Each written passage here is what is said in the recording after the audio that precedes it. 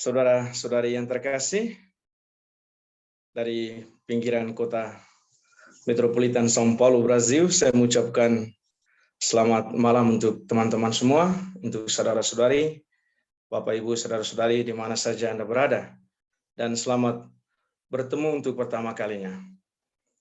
Salam kenal untuk teman-teman semua. Nama saya Pade Romano Hami. Asal saya dari Indonesia Timur, dari Flores tepatnya. Saya seorang misionaris Serikat Sabda Allah, SVD, yang bekerja hampir 11 tahun di Brasil. Saya pikir untuk sementara itu saja dulu ya Bu. Terima kasih. Terima kasih ya teman-teman, saudara-saudari.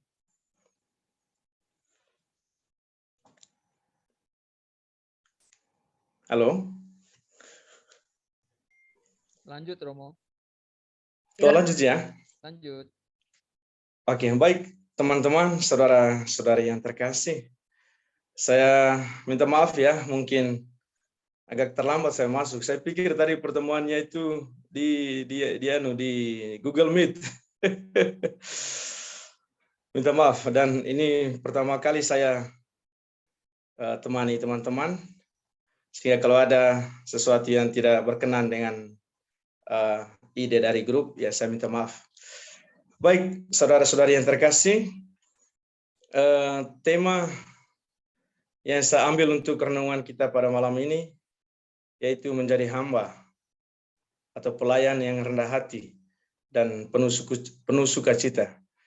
Dan kita akan diinspirasi oleh sabda Tuhan, Injil hari ini, Yohanes bab 13 ayat 16 sampai 20. Mari kita bersama-sama mendengarkan Injil Tuhan hari ini.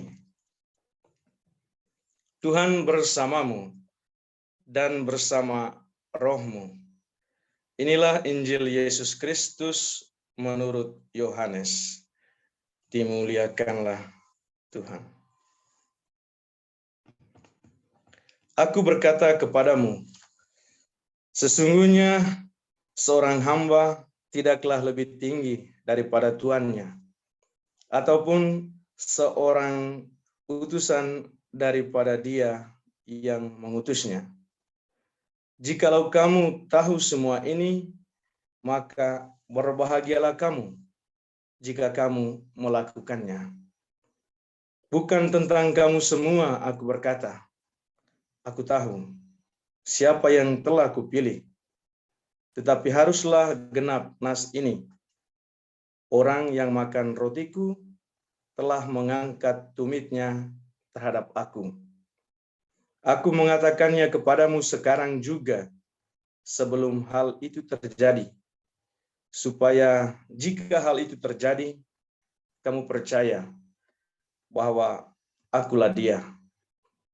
Aku berkata kepadamu, sesungguhnya barang siapa menerima orang yang kuutus, ia menerima aku. Dan barang siapa menerima aku, ia menerima dia yang mengutus aku. Demikianlah Injil Tuhan. Terpujilah Kristus. Baik, saudara-saudari yang terkasih, Injil hari ini, sabda Tuhan yang barusan kita dengar merupakan bagian terakhir, bagian kedua dari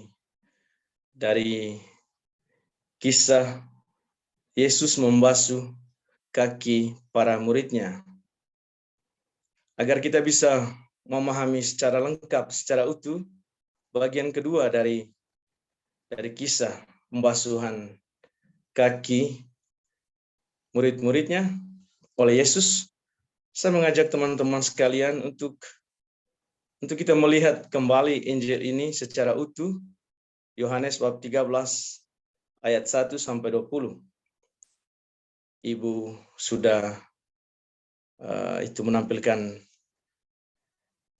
di layar itu, ada 5 bagian kira-kira dari kisah pembasuhan kaki murid-murid oleh Yesus. Kita lihat bagian yang pertama, teman-teman.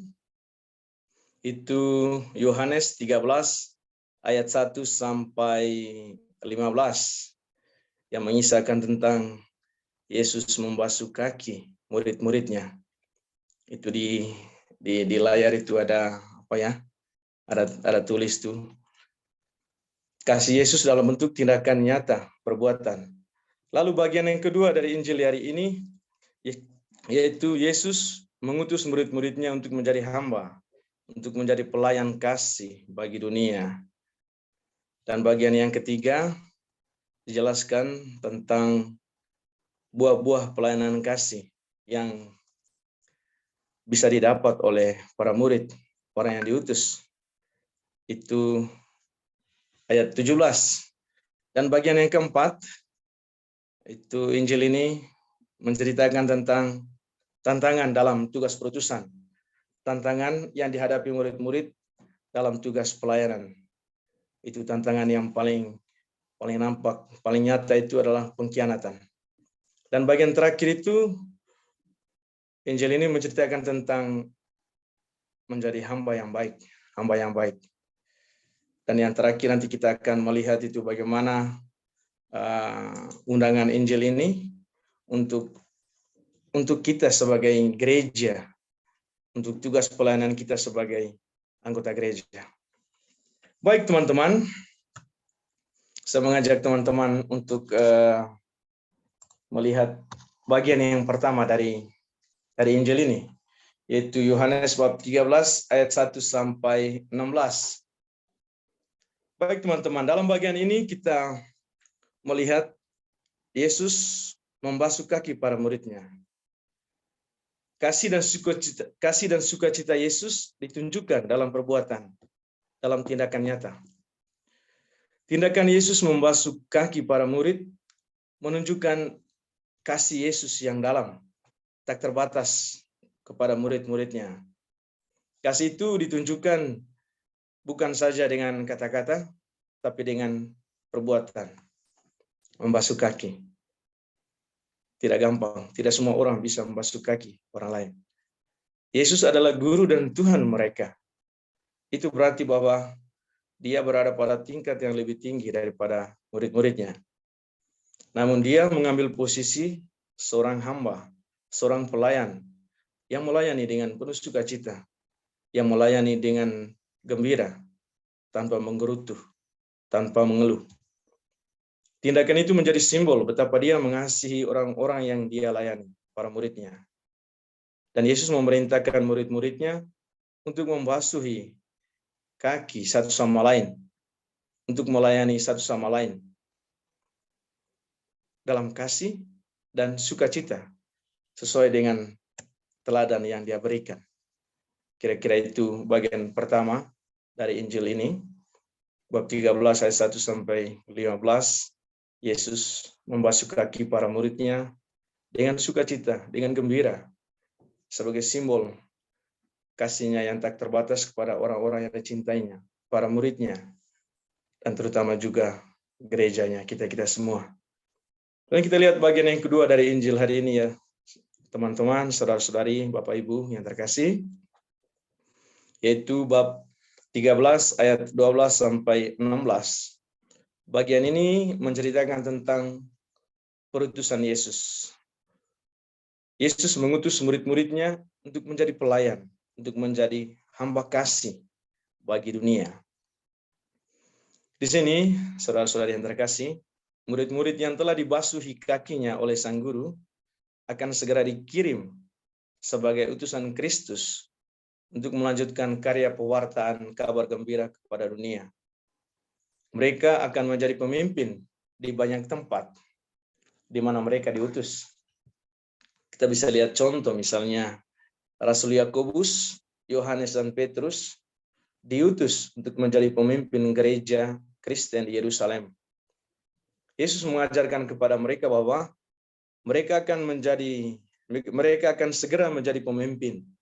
Dan ketika mereka bekerja untuk menyebarkan Injil, mereka pertama-tama harus menjadi hamba sahaja, menjadi pelayan sahaja, yaitu pelayan yang melayani dengan penuh sukacita dan rasa syukur bagi orang-orang yang mereka layani, bagi orang yang mereka ajari. Jadi saya rasa indah sekali ajaran Yesus ini. Melayani dengan penuh rasa syukur, melayani dengan penuh sukacita, dengan gembira. Setiap para murid, setiap kita bisa melayani apa saja. Tapi kalau misalnya pelayanan itu tanpa sukacita, tanpa kasih, dari pelayanan itu sia-sia, tidak berguna bagi dunia. Karena itu Yesus mengajarkan murid-muridnya sebelum diutus, agar mereka melayani dunia dengan sukacita, dengan gembira. Karena itu saudara-saudari yang terkasih, para murid mesti mengingat pelajaran ini setiap kali mereka menghadapi masalah. Setiap kali mereka menghadapi pergumulan, menghadapi tantangan.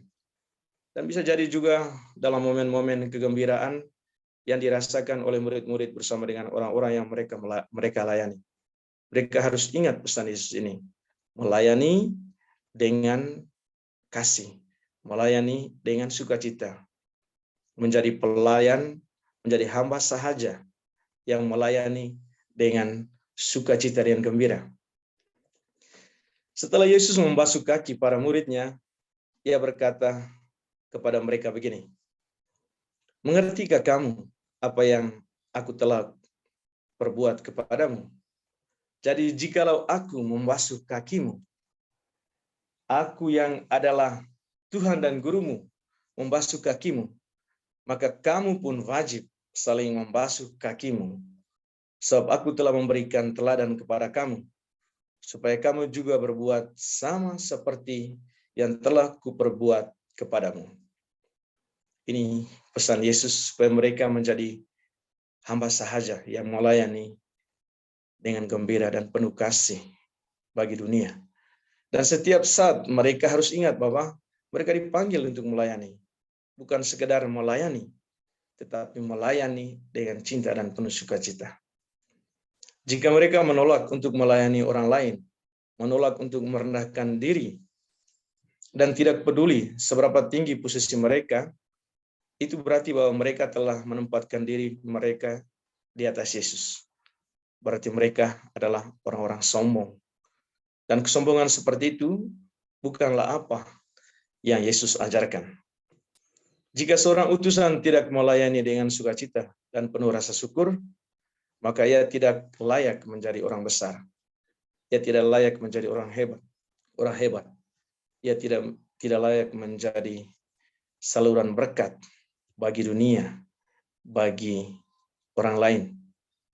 Bagi Yesus, kebesaran, kehebatan seseorang itu terletak pada contoh hidup yang dia perbuat. Dan Yesus menjadi besar, menjadi guru, karena dia memberikan contoh hebat juga kepada murid-muridnya.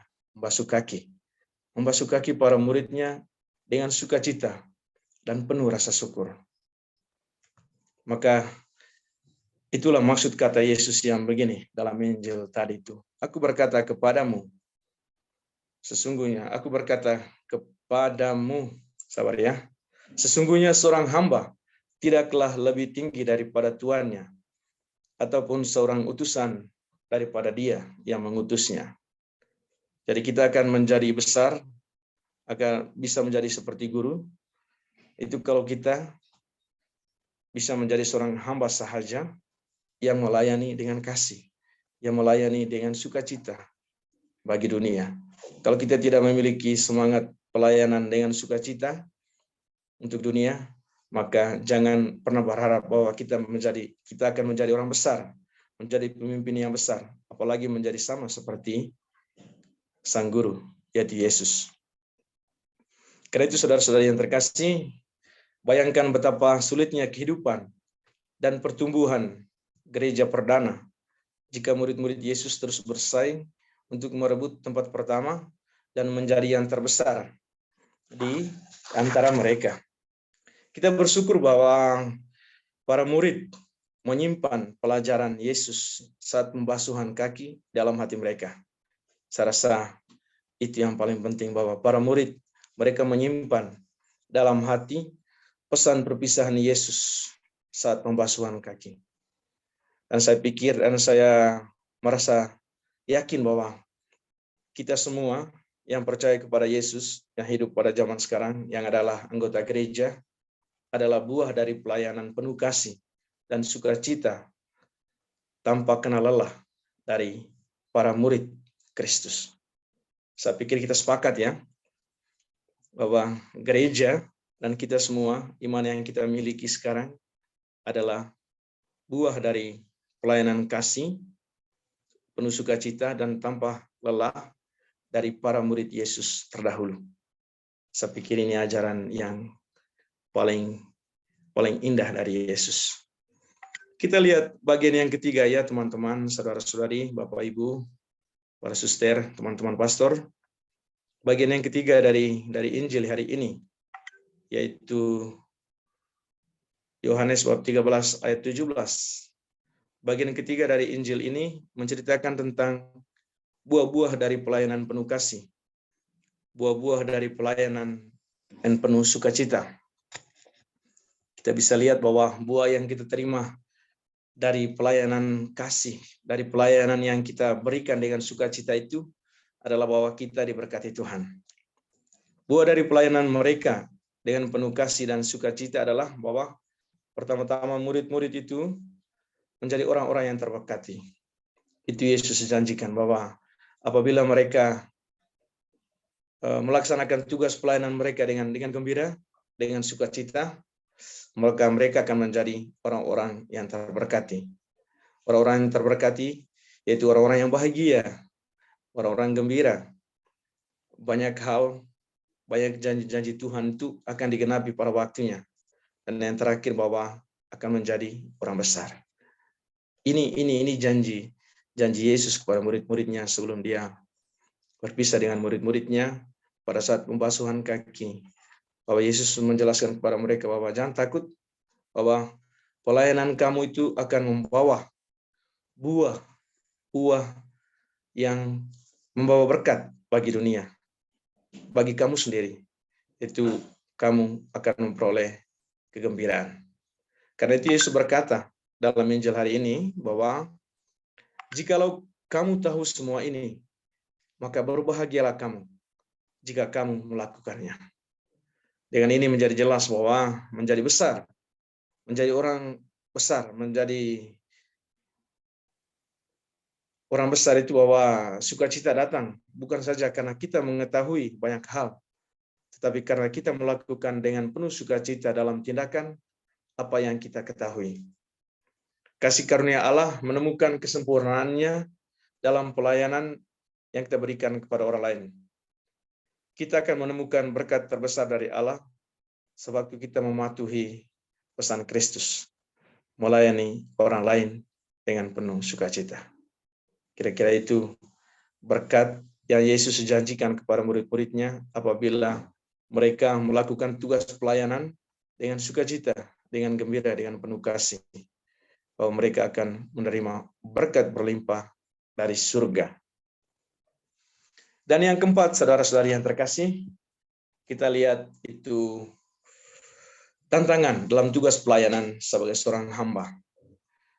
Di bagian terakhir Injil hari ini, Yesus mengingatkan kepada murid-muridnya yang dia utus, bahwa dalam tugas pelayanan sebagai seorang hamba itu mereka akan menghadapi banyak tantangan. Dan Yesus menjelaskan satu contoh nyata dari tantangan yang dia alami dan yang mungkin murid-murid alami juga ke depannya dalam tugas pelayanan mereka. Dan tantangan yang paling besar itu adalah pengkhianatan. Yesus, sejak dari awal, Yesus sudah beritahu bahwa tidak semua orang dapat melayani dengan penuh kasih dan sukacita.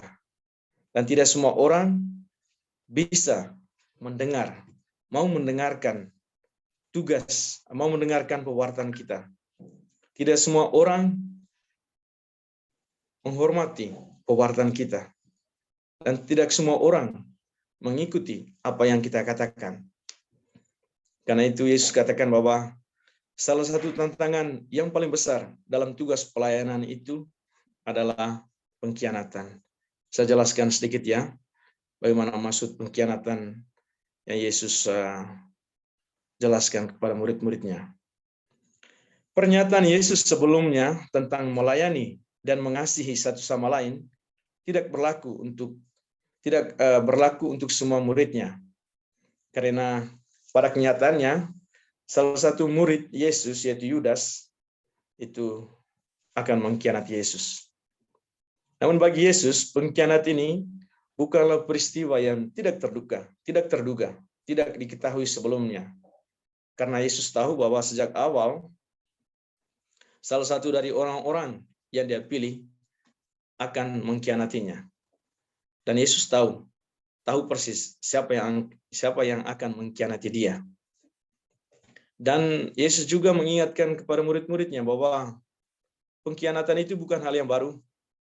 Pengkhianatan itu juga sudah terjadi sejak zaman dahulu. Sejak zaman nenek moyang menguasai Israel pada zaman Daud. Bahwa kisah pengkhianatan itu sudah dinubuatkan dalam kitab suci juga. Karena itu jangan takut. Bisa ambil contoh. Yesus ambil contoh dari Mazmur bab 41 ayat 10 itu ketika Daud dikhianati oleh sahabatnya yang terbaik. Ketika Daud sakit, sahabatnya yang paling baik, yang paling dekat dengan dia, yang berjalan, berkarya, dan membantu dia setiap hari itu, meninggalkan dia di saat-saat sulit hidupnya. Dan nubuat ini dijadikan Yesus sebagai contoh bahwa ketika murid-murid menghadapi kisah pengkhianatan ini juga dalam tugas pelayanan mereka, itu bahwa mereka jangan pernah takut dengan pengkhianatan. Karena itu sudah menjadi bagian dari sejarah iman orang-orang Israel, bahkan Yesus sendiri. Karena itu saudara-saudari yang terkasih, dengan pengkhianatan ini, Yesus mengajarkan kepada para muridnya. Pengkhianatan yang dibuat oleh Yudas dengan menjual Yesus, itu bagi Yesus itu bukan suatu kebetulan, sudah dinubuatkan. Dan dia memiliki nilai yang penting bagi Yesus sendiri dan terutama bagi para murid. Pengkhianatan bagi Yesus sangat penting untuk para murid. Bahwa pengkhianatan itu akan memperkuat iman mereka. Bahwa pengkhianatan yang dibuat oleh Yudas itu menjadi kesempatan untuk memperkuat iman para murid. Maksudnya tugas pelayanan itu bukan tugas gampang. Tidak semua orang akan mendengarkan, mengikuti, dan melakukan apa yang kita ajar, apa yang kita wartakan, apa yang kita saksikan. Bagi Yesus itu normal. Bagi Yesus, pengkhianatan itu bisa memperkuat iman kita. Mungkin kita pernah dengar itu lelucon yang sering kita bicarakan dalam kehidupan sehari-hari ya. Kristus aja dikhianati, dijual. Apalagi kita yang bukan Tuhan. Pasti lebih gampang dijual, dikhianati, ditinggalkan, atau diabaikan. Dan biasanya pengkhianatan itu selalu datang dari orang-orang dekat dengan kita. Orang-orang dekat, orang-orang yang selalu berjalan bersama kita setiap hari. Sangat sulit pengkhianatan itu terjadi dengan orang-orang yang jauh dari kita. Orang-orang yang tidak berada bersama kita. Dan contohnya Yesus dikhianati oleh orang terdekatnya yang menjaga kas keuangan kelompok para rasul, Yudas. Jadi tanda bahwa memang pengkhianatan itu, penolakan itu biasanya datang dari orang-orang terdekat, orang-orang di sekitar kita. Tapi jangan pernah takut dengan situasi pengkhianatan yang kita alami mungkin. Bahwa itu bisa menjadi kesempatan untuk memperkuat iman kita. Dan bagian yang terakhir dari Injil hari ini yaitu bagian yang kelima, yaitu pasal 20. Dalam bagian yang kelima ini dijelaskan bahwa pelayan atau hamba yang baik, yang melayani dengan penuh kasih dan sukacita adalah hamba yang menerima semua utusan Tuhan dan semua orang dengan baik, dengan ramah, dan dengan sukacita. Menjadi pelayan yang baik, pelayan yang penuh sukacita itu adalah mereka yang menerima semua orang, apapun modelnya. Hitam, putih, kaya, miskin, orang besar, orang kecil, dari bangsa manapun. Bahwa kita harus melayani semua orang. Melayani semua orang dengan ramah dan penuh cinta. Itu menjadi tanda bahwa kita adalah pelayan Tuhan yang penuh kasih. Karena itu Yesus dalam bagian terakhir dari Injil hari ini, dia katakan begini, sesungguhnya barang siapa menerima orang yang kuutus, ia menerima aku. Dan barang siapa menerima aku, ia menerima dia yang mengutus aku, yaitu Bapa. Yesus mengingatkan para muridnya agar ketika diutus untuk mewartakan kabar gembira, mereka mesti memiliki sikap terbuka untuk melayani, merangkul semua orang, agar semua orang bisa mengenal dengan baik Sang Guru, Yesus. Karena kalau dunia sudah mengenal dengan baik Sang Guru Yesus, maka otomatis dunia juga akan mengenal dengan baik Bapa yang mengutus Yesus. Baik teman-teman, mungkin penjelasan saya terlalu monoton, tapi baik kita harus selesaikan. Kita lihat yang terakhir sekarang. Pesan Yesus juga untuk gereja, untuk kita. Jadi pesan-pesan Yesus pada saat pembasuhan kaki para murid itu tidak saja untuk para murid, tapi juga untuk kita semua ya. Saya yakin bahwa kita juga menerima tugas perutusan, tugas pelayanan dari Yesus. Seperti dalam gambar di layar itu, kita bisa lihat model-model tugas perutusan dan pelayanan kita. Saya tulis di situ ada yang melayani sebagai guru, pastor, dokter, ketua lingkungan, ketua stasi mungkin, pembantu rumah tangga, sopir, atau apa saja model pelayanan kita.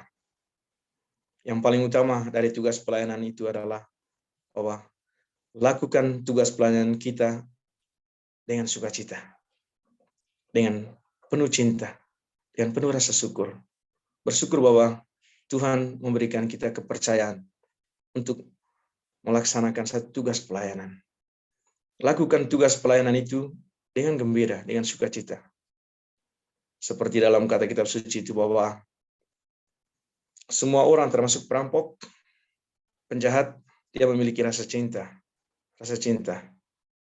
Tapi cinta dia punya itu hanya terbatas untuk orang-orang yang dia cinta. Tapi Yesus katakan orang-orang yang mengikuti dia, yang percaya kepada dia, mesti mencintai lebih dari para penjahat, para perampok, cara mencintai. Bahwa cinta kita itu bukan hanya untuk para orang gereja, bukan hanya sesama anggota gereja, bukan hanya sesama iman, bukan hanya teman-teman kelompok atau grup, atau teman-teman dekat kita.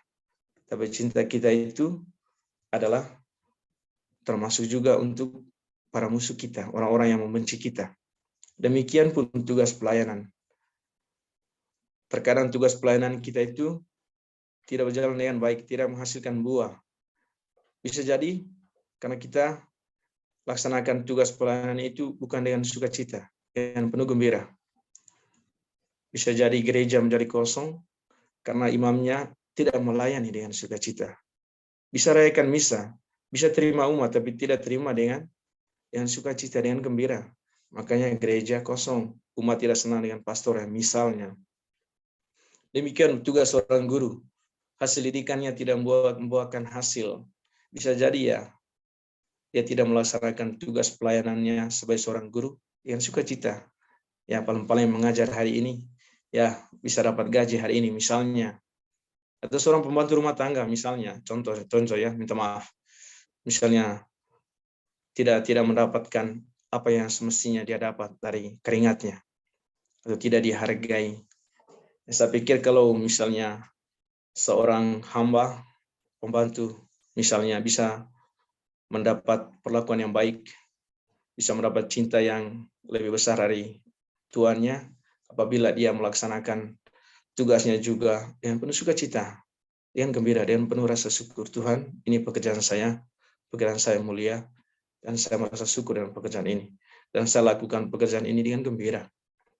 Demikian pun selanjutnya, sebagai contoh ya, seorang guru, sopir, ketua lingkungan, lakukan itu dengan penuh sukacita, dengan gembira. Yang pasti bahwa kita hadapi banyak tantangan dalam pelayanan kita ya. Seperti Yesus bilang tadi, pengkhianatan. Ya, tidak semua orang suka dengan cara kita melayani.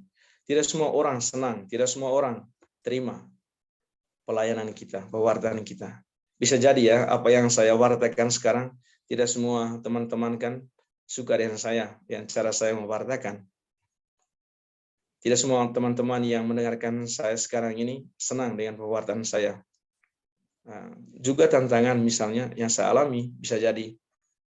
Tapi tantangan itu seperti yang Yesus berikan, jangan ikut itu tantangan ya. Anggaplah tantangan itu, yakinlah bahwa tantangan itu bisa menjadi hal yang menguatkan iman kita. Bisa jadikan ada teman-teman, saudara-saudari, Bapak Ibu yang tidak mendengarkan saya dengan hati atau tidak senang dengan pewartaan saya. Tidak apa-apa. Bagi saya itu memperkuat iman saya sebagai seorang utusan Tuhan, sebagai pelayan Tuhan. Tapi toh saya melakukan tugas pewartaan sekarang ini juga dengan sukacita, melayani Bapak Ibu, saudara-saudari, teman-teman imam, teman-teman suster, pastor, Bapak Ibu guru, siapa saja yang mendengarkan saya pada saat ini. Dan saya yakin bahwa buah dari iman kita, buah dari pelayanan yang kasih, pelayanan penuh kasih itu adalah bahwa kita akan menerima berkat berlimpah dan kepenuhan kasih dari Allah sendiri. Baik teman-teman, demikian renungan saya malam ini. Maaf, mungkin tidak sesuai dengan yang diharapkan oleh Bapak Ibu saudara-saudara sekalian. Ini pertama kali saya memberikan renungan kepada kelompok jarak jauh seperti ini, apalagi dengan tatap muka.